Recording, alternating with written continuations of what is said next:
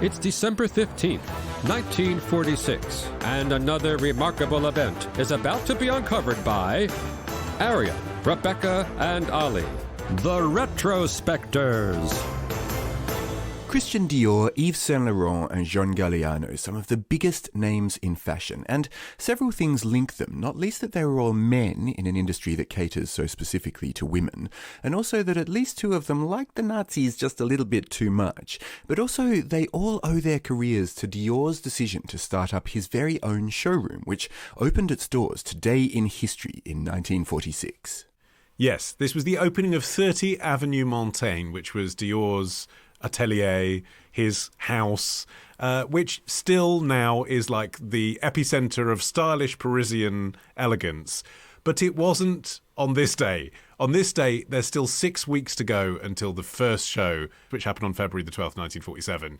And it's basically a building site. Yes, and it was a particularly exciting time to be opening your own fashion house if you were Christian Dior, because this was the post-war era and women had been either in uniform or they'd been in baggy, practical clothes working in factories or on farms. So there was almost a clean slate, and there was this hunger for a bit of fantasy, and a bit of femininity, especially because of clothing rationing as well, which meant that clothing had been very plain and basic. And so this was a really exciting time for a fashion designer to be introducing the world to a new look.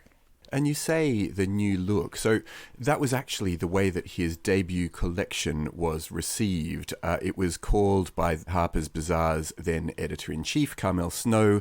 She said to Dior, once he released this thing, she said, "It's quite a revolution, dear Christian. Your dresses have such a new look."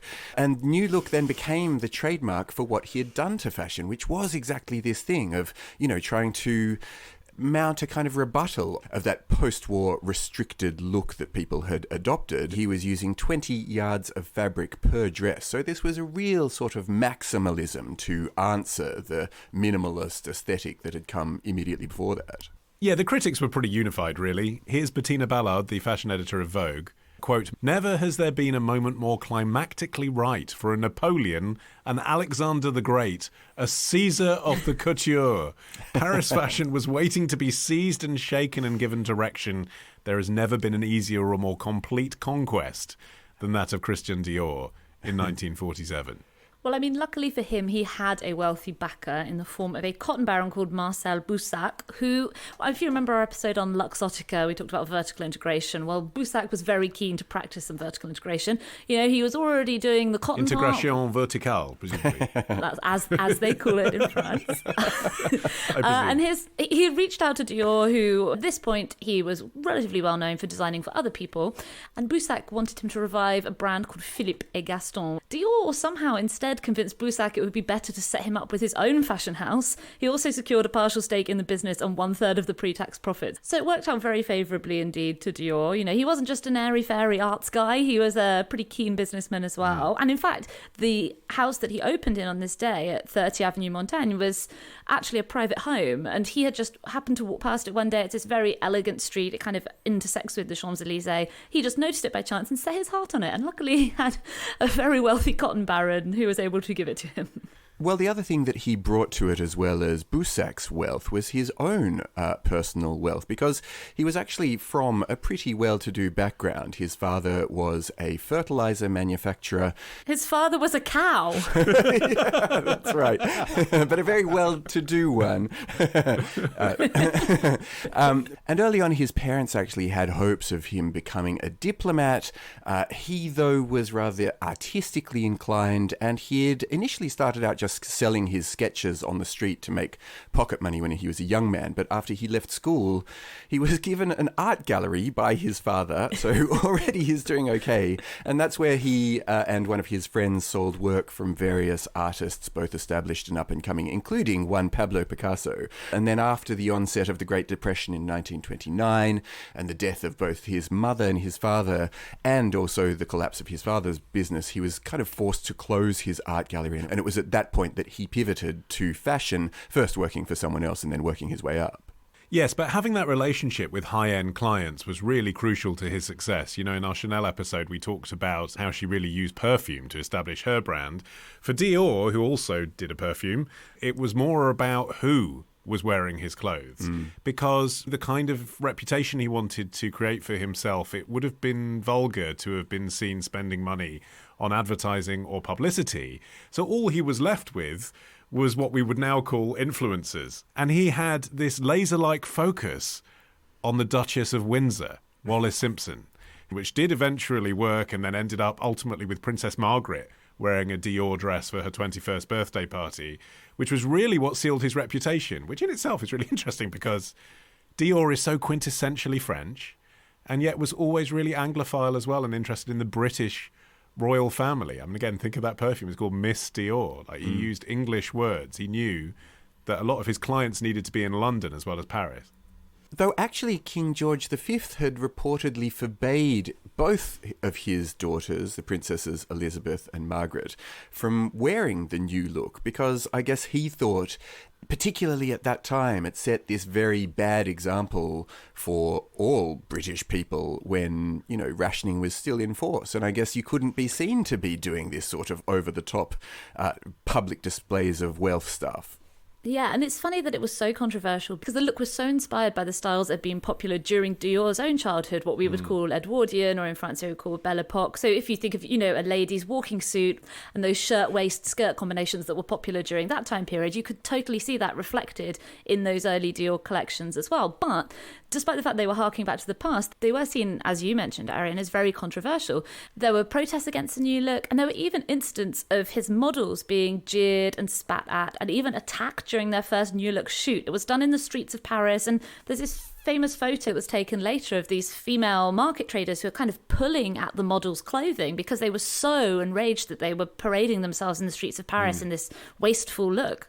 A moniker that soon became attached to him. He became known as the tyrant of hemlines, which I must say, it was meant to be a criticism of him at the time, but it actually sounds like something that could have been a positive, and perhaps that speaks to the fact that we live in an era where a certain sort of authority at the very, very top of kind of creative industries is seen as something to be respected. But at the time, this was connected to just the swirling controversy around what he was doing, which was so opposed to that kind of wartime rationing.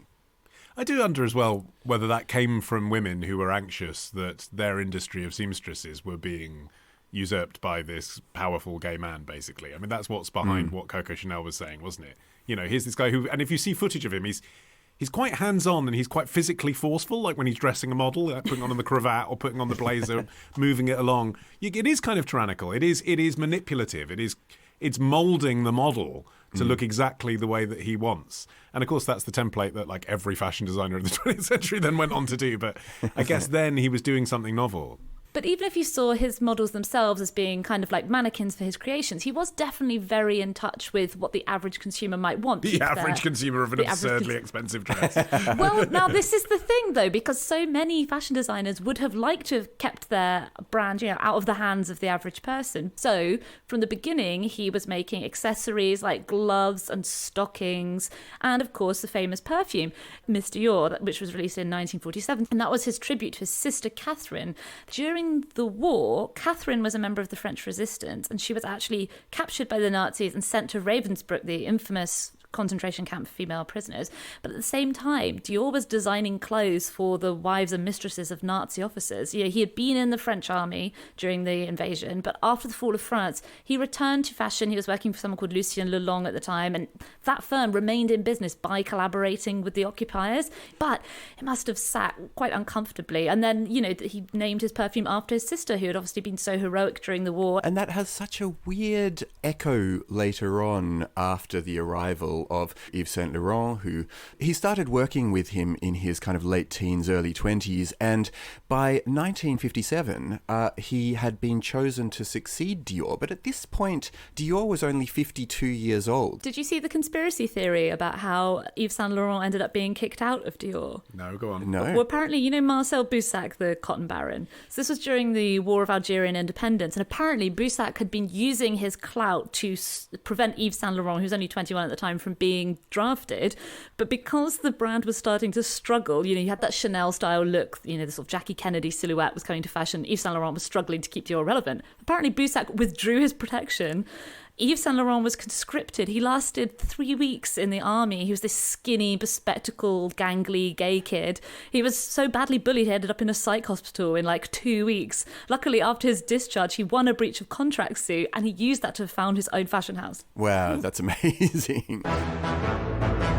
And so another week of retrospecting ends. But next week begins a day early at Club Retrospectors. Join us now to get an exclusive episode every Sunday.